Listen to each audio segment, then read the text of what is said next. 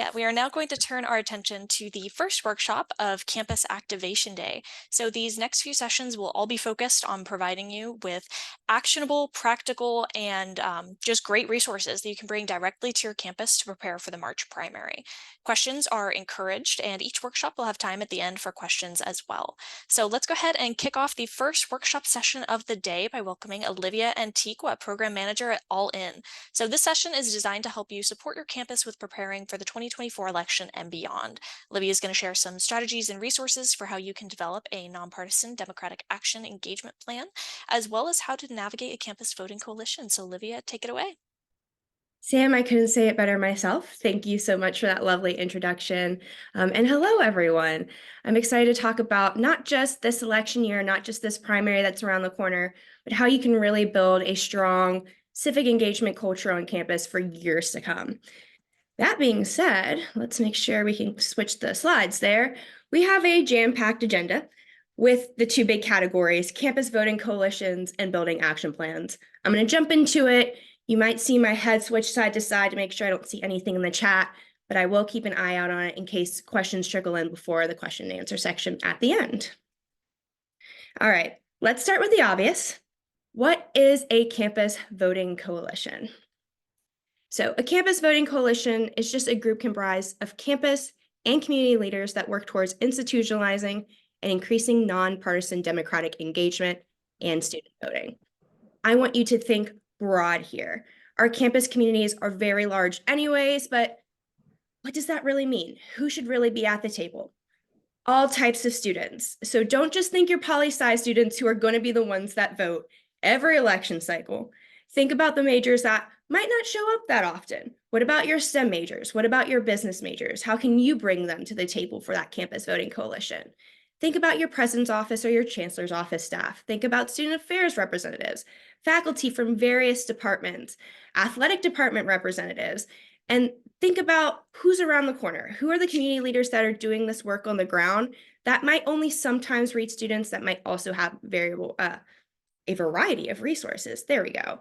So a lot of the people in the call, the coalition members here, are representative of this last group. Think national, think local, think big. Okay, so we know who should be at the table, but why should we do it? Okay, the first thing is that when you're building this campus voting coalition, you just don't want to do the work alone. And you want to make sure that you're not rebuilding the wheel. Coming together at the table, make sure that you are distributing resources fairly and you're working compatibly throughout your campus community. The second thing is that, like I said, dividing the workload, reducing duplicative efforts. And the coalition provides the opportunity for campus leaders to work alongside local and national groups, enabling campuses to become more ingrained in the overall community. And when you interact and have these students interact with different leaders, different working opportunities, it kind of gets them to think bigger about what they want their future to be when they're done working with this coalition. And then the last one, and our beautiful transition, is that your coalition can help craft and draft your 2024 action plan. What is an action plan? A lot of you in this call are probably already either a CVP, voter-friendly campus, feel like that's duplicative, or an all-in campus. And so you've probably heard a lot about action planning, but just in case you haven't, an action plan is a dynamic document developed by an individual or campus voting coalition for a campus to help document their efforts to institutionalize and increase nonpartisan democratic engagement in student voting. A lot of institutionalizing this morning for you. Why should you do it? Most of the people on this call, you guys are probably planners, so I might be preaching to the choir, but stay with me. So the action plans allow for your democratic engagement work to grow and build year after year, avoiding the situation of returning to square one. There is a lot of turnover in the higher education space, and having these action plan documents let that next person come in and see what's already been done and how can they continue to grow. Action plans can also centralize the implementation of this work. Again, what often happens on campuses are a lot of siloed efforts. So you might have your poli-sci department has their student interns tabling. Okay, well then you have your student affairs staff also tabling for voter registration. How can those two groups come together, coordinate, and have one collective effort. And then action planning shows that the campus is committed, and we have some stats to show that. So campuses that have been submitting action plans for multiple election cycles have higher turnout rates, up to 5.2 percentage points higher. This is based on some 2020 NSOLV data. I know I might get a question about this later. We do not have 2022 data yet, but this has been a trend for a few years that kind of shows the same thing. So we know that action planning is important. How do you build it? The Strengthening American Democracy Guide, or the SADG, is really the gold standard of action planning. There are 9 sections with the guiding questions, and there's a whole rubric to help you grade yourself, kind of see how that plan is going. You can also work with a lot of these nonprofit action planning partners, and the more, the better. So like I said, there's Campus Vote Project. This is the voter-friendly campus initiative. There's Us at All In. There's the Andrew Goodman Foundation, Ask Every Student, Student Perks, and a lot of people in the North Carolina Coalition are also very familiar with action planning and can be another resource. Our second opportunity for an action plan, we just had one that passed in December, is May 31st. So mark it in your calendars, submit that action plan to us, and we will get you feedback. Again, the SADG, I'm going to go through it briefly of what the section are, but I'm not going to take too much time there. So we have our executive summary. This is just your overview, 5 guiding questions. Leadership, who's your coalition? Make sure you're not doing the work by yourself. Commitment, how are you showing to the campus that you care about this work and that the work is getting done? Landscape, what's going on your campus? And not only that, what is going on around you? So what we see is a lot of campuses talk about the political landscape, the changing voter ID laws is a great place to highlight that, and then the goals of your campus. That's the first half of what we ask for in the plans. The second half, NSOLV, what are the data? How do you know that what you are doing is working? What strategies are you going to implement for those goals? And we ask all goals to be SMARTY. So specific, let me see if I can get this off the top of my head. Measurable, actionable, realistic, timely, inclusive, equitable. Look at me, the coffee hasn't kicked in, but I still remember my acronyms. Then we have reporting. So how do you plan to tell your campus and the local community about what you are doing? Are you sharing that data? And then evaluation, how are you tracking your progress? All right, so campuses that use the SAGG and the SADGR, which is the rubric that kind of lets you self-grade, have higher percentages and have their stuff together, have that higher turnout rate. And then, of course, campuses that work with these more nonprofit action planning partners have higher scores than average. I want to take a second to acknowledge that not everyone has the same capacity to work with more partners. So this is kind of a resource allocation question, but just know we are here to kind of lighten that lift for you, and we try not to give you too much on your plate. But again, going back to what I said earlier about coalitions, this is why they're very important to bring into play, help divide up that work, make it a little easier. So for campuses that do submit an action plan to All In, they get a 4.4 average increase when they receive feedback and resubmit their action plan to All In. Campuses that have their action plan reviewed can be scored up to twice. So like I said, a few of you and a few campuses I've seen trickle in today have submitted that plan in December 15th. All In is in the thick of grading action plans right now. And so you will get that feedback within the next month or so that you can incorporate it and resubmit by May 31st. If you haven't submitted a plan yet, there's no worries.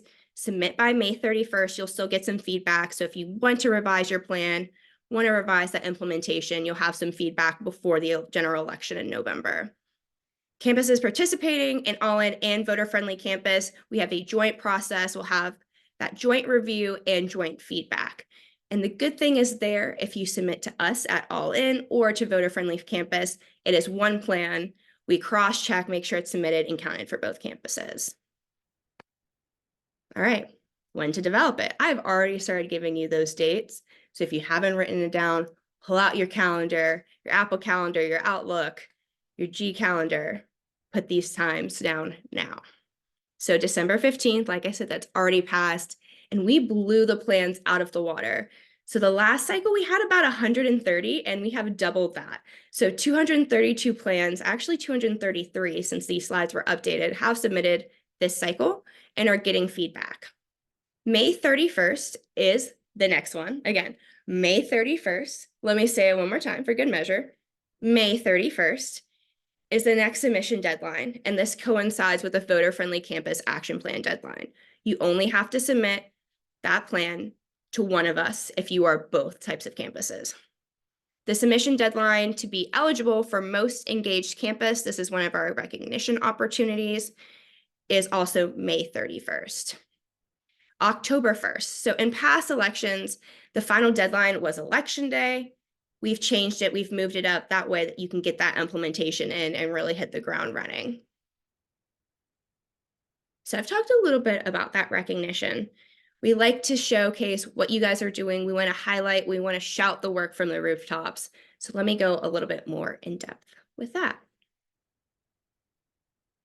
All right, so like I've said before, Campus Vote Project, they are not our initiative, but they are a partner initiative. A lot of you work with them, so we like to highlight their work as well.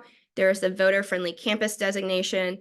Again, you probably have to submit a statement to them. That May 31st deadline works for both of us. So for us at All In, we have two really big recognition opportunities when it comes to action planning. So we have the most engaged campus for college student voting. To do that, couple of steps. You have to submit your action plan to us by May 31st, 2024. Again, how many times have I said May 31st? I hope someone is keeping a count, taking a shot of coffee or your tea to wake you up this morning. You also have to be a current signatory to the president's commitment to full student voter participation. So this is where you get your president or your chancellor to sign and say, hey, we are committed to nonpartisan student voting. We are committed to getting our campus mobilized and engaged. So your president signs it, you're an all-in campus, and your president or chancellor has submitted a statement to the public saying such. And then you have to submit your 2022 NSELF report. Again, that data has not been released yet, so I don't want you to panic and be like, well, I've done 2 of the 3. How can I do this to make sure I'm getting that seal, I'm getting that recognition? As soon as NSELF is released, if you are a all-in campus, I'm sure if you are a voter-friendly campus, I feel like there's a better way to say it, but I'm going to keep saying it twice this morning. We will give you so much information on when that NSELF is released, how to submit it, and how to see if you can submit past NSELF reports if you're just getting on board with the process. The other thing that we have in terms of recognition is our highly established action plan seal. So when we're going through and we're grading, we have our all-in team doing it, we have our CVP folks grading it, and then we have some external reviewers who average the scores, kind of see where your campus falls. And then if you're scoring over 31.5 out of the possible 36 points, you'll get some recognition for having an amazing plan. The great thing there is if you're getting that seal, you won't have to resubmit unless you really want to get additional feedback for those small changes. So we rolled this out the last action plan cycle in 2022, and we had 121 campuses that have earned this inaugural seal. And what I'm saying already, I feel very confident. I've read a lot of incredible plans, including several campuses from North Carolina. We're going to blow that 121 out of the water. We already doubled the amount of plans that were submitted in December. So fingers crossed, and I hope to see some of your plans and some of your campuses get this wonderful seal.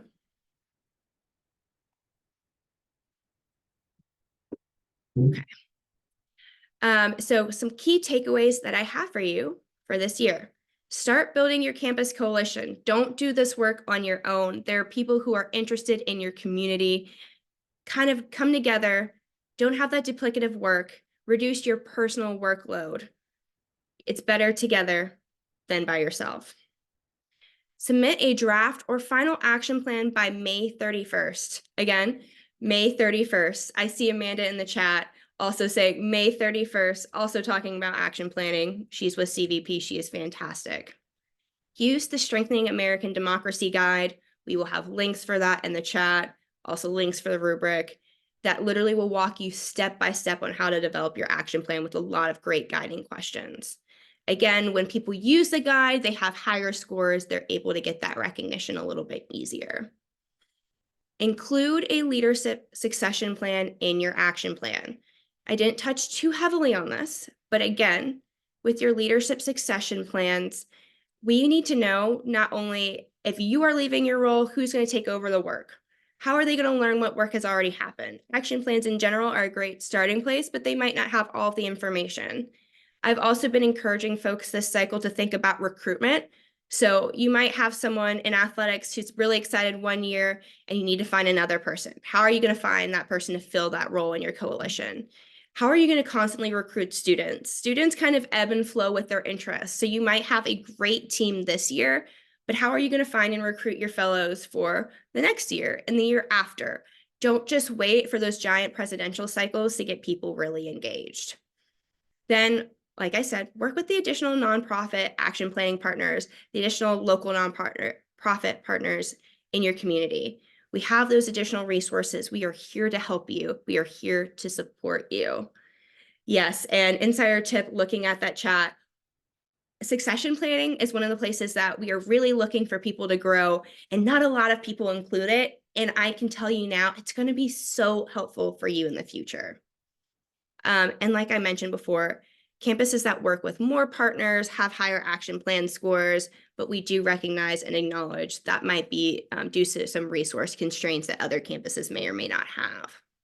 And then my last little thing for you is I want you to strive for at least 31.5 points out of the possible 36 to earn the highly established action plan seal.